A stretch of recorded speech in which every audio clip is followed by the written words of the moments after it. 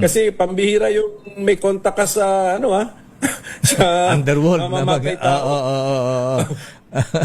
Maganda yung insight ng witness kahapon, abogado din kasi yun eh. Tapos from the point of view ng law enforcer, sabi niya nakakabahala ito kasi mag-contribute sa anarchy, sa kaguluhan sa bansa kung hayaan lang natin na as if walang nangyari, as if wala lang. Opo, Kung opo. hayaan, delikado daw kasi paano kung may mamatay, ibiblame ngayon yung isa na siya nagpapatay or namatay, nagkatotoo ngayon yung sinabi nung isa.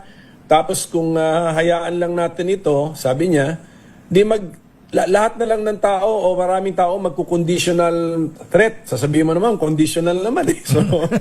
So yun po yun. So maganda yung insight na yun.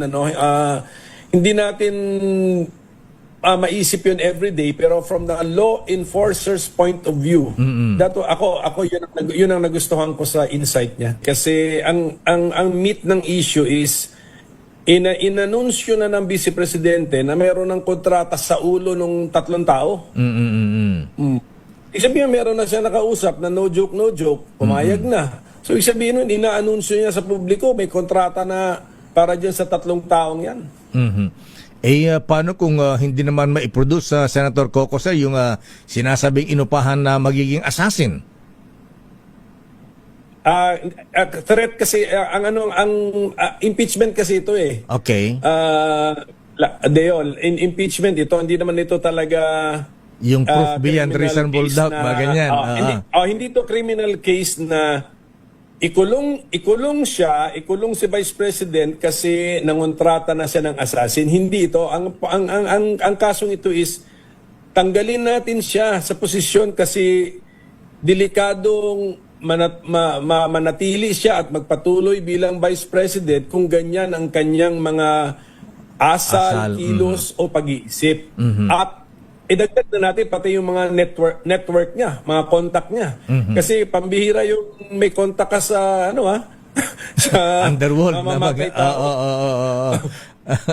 Oo nga, so medyo rin yun.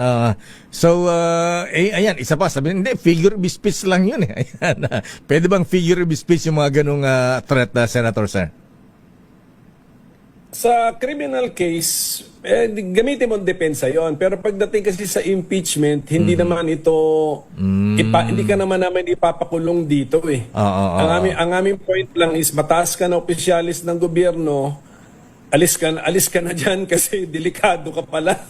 Ganun yung meaning, yun yung impeachment eh.